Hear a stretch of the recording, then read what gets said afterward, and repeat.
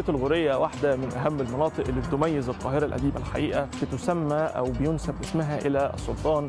الأشرف قنصوة الغوري، واحد من أهم سلاطين دولة المماليك الشركسة، وبيمثل نهايات وسقوط دولة المماليك الشركسة اللي بعد كده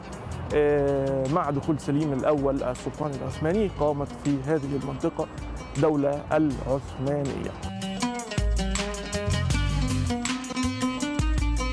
ليه عدد من الآثار المهمة في مدينة القاهرة، وتحديدا الآثار الموجودة في منطقة الغورية اللي بتتكون من سواء من القبة أو من الوكالة أو كمان من المسجد والمدرسة الذي كان في هذا التوقيت يمثل درة تاج العمارة المملوكية في القاهرة.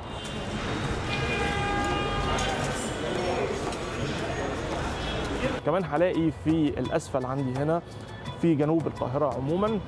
عدد كبير من الحوانيت، يعني من المحلات التجارية اللي كانت بتقوم بدور الأوقاف، يعني انشئت خصيصا للصرف على الآثار اللي موجودة هنا، وده يمكن التطور الطبيعي بقى اللي حصل بعد كده، وشفنا تحولات منطقة الغورية إلى أن أصبحت النهاردة منطقة تجارية بامتياز. هو الشارع هنا مشهور بمحلات مفروشات لتجهيز العرائس،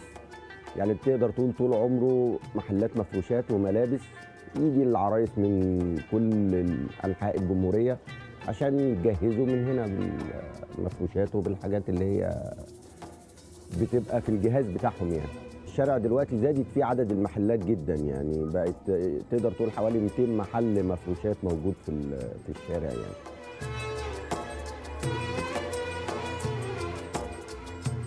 أنا عادة بحب التاريخ جدا، والمكان فيه معالم تاريخية كتير، فيه مباني أثرية، أنا بحب أشوف ده، برتاح نفسيا لما بشوف ده، غير كمان محلات التجارة اللي تحت، الملابس والحاجات دي. المكان مريح من كل ناحية بصراحة، أنا ببقى مبسوط وأنا ببقى موجود هنا.